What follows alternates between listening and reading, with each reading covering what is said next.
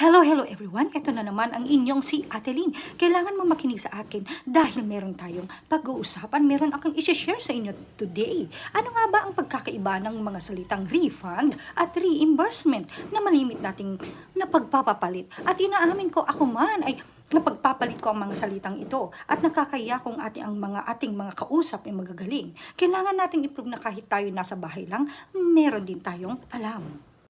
Ayon sa aking research, ang refund o ang salitang refund is the act of paying back a customer for goods or services purchased that they were not satisfied with. Kailan ba nagkakaroon ng refund? Ito yung kung yung customer ay simply changed their mind after purchase.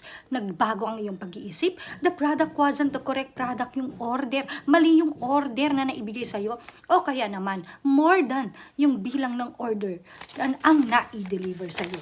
At laging tatandaan, tayong mga customers ay may karapatan din tayong mag-ask ng refund ayon sa Consumer Rights Act 2015.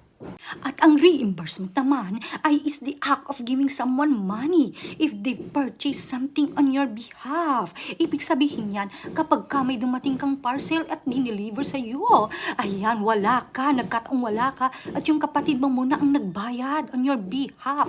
So, kailangan pagbalik mo, bayaran mo yun sa kanya, and that is what we call reimbursement. Maliwanag ba?